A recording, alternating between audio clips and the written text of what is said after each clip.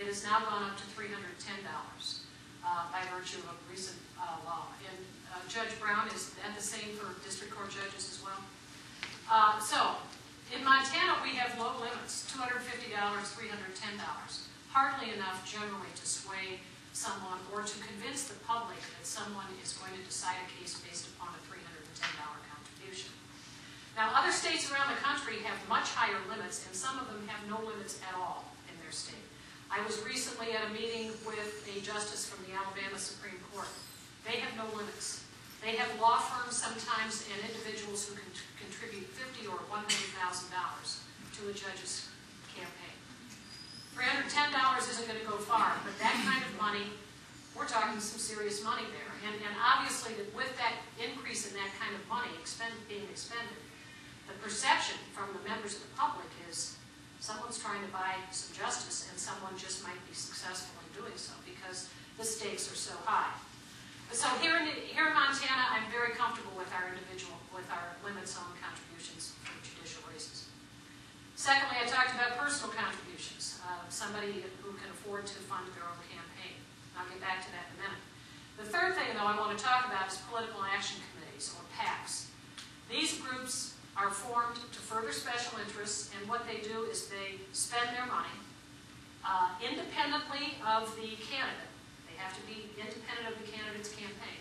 But they spend their money on advertising or mailings or television, radio, all sorts of things in an effort either to further the election chances of one candidate or to hurt the chances of election of another that they don't think would satisfy their agenda.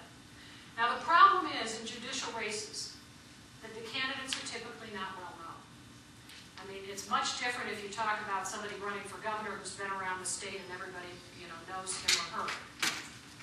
But most people do not, come on in, most people don't know who the judicial candidates are. Unless you're somebody that's a member of that legal community, you don't know who the person is or what they stand for or what their ideals are. So that's what makes money so insidious, or can make money so insidious in these races, because the public looks at the television. Who looks good on TV, who's got more ads than the next person, and sometimes that's what sways a vote when people don't know much about a judicial candidate. Now, the question then becomes, can states limit the amount of money that goes into judicial races?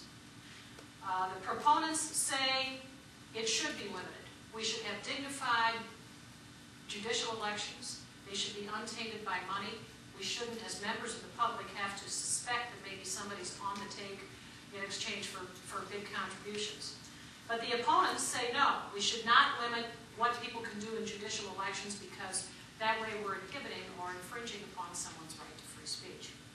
Well, in 1976, these questions came before the United States Supreme Court, and the court decided the case of Buckley versus Vallejo, which is still good law. We've had variations on the theme since then, but what the Supreme Court said is, yes, you can put limitations in your state on individual contributions, but you may not limit a candidate's right to contribute to his or her own campaign, and you may not limit political action committees from spending their money and resources in support of or against a judicial candidate. The theory being that everyone has free speech rights, and if they want to spend their money opposing or supporting a candidate, any law that infringes that is unconstitutional.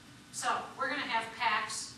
We've got them now. We've got special interest groups who know that they have the right to spend this money, and we're going to have that into the near future unless the Supreme Court radically changes direction, which I don't expect is going to happen.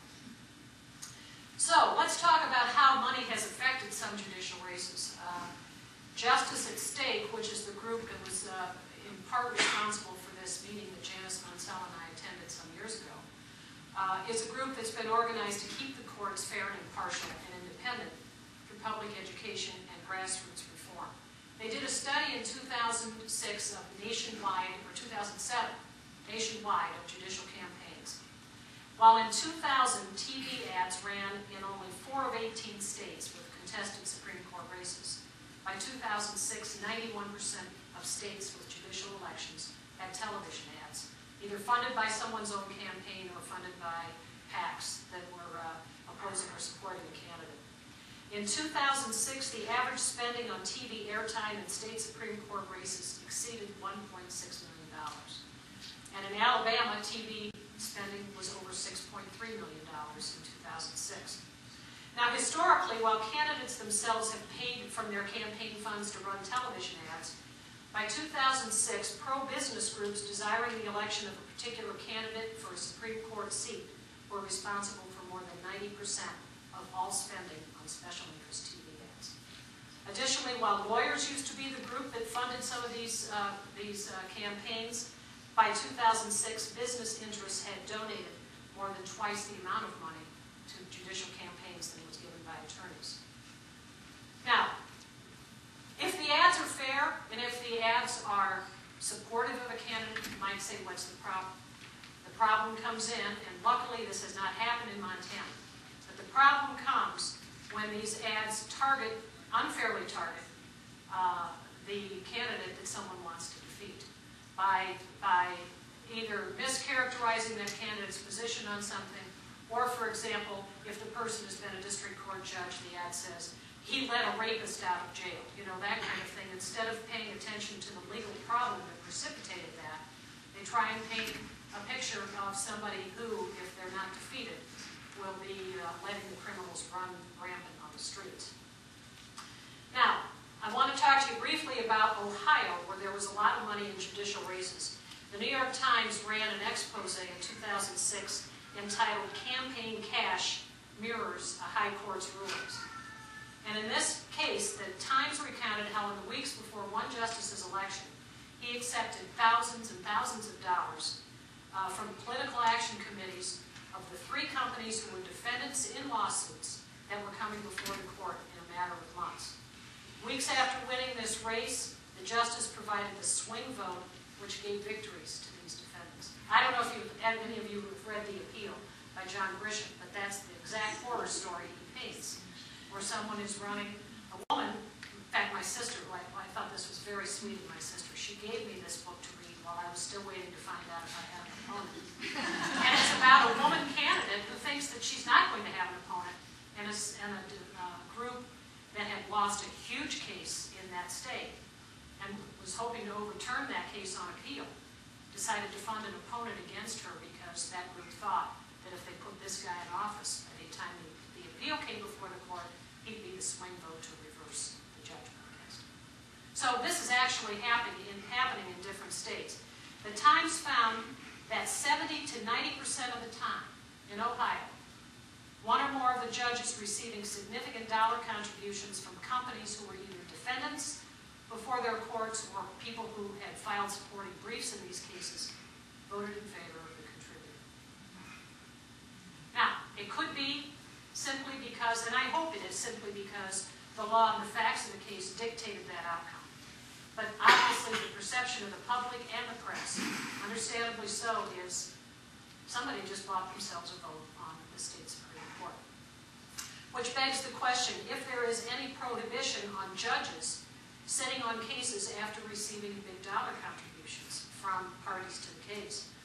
Now, our codes of judicial ethics in most states require that we recuse ourselves or take ourselves off a case if we have an ownership interest in, say Ford Motor Company. That's not a good example.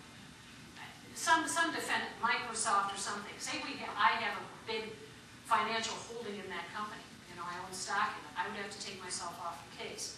But very few states require a judge to recuse herself or himself as a result of campaign contributions.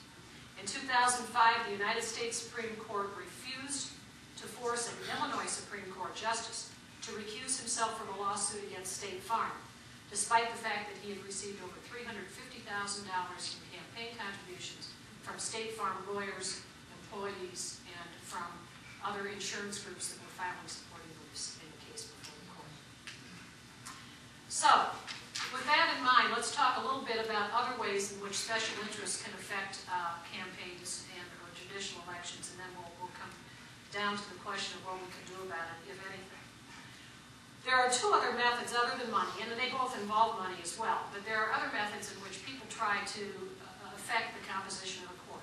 One is the use of questionnaires, and the other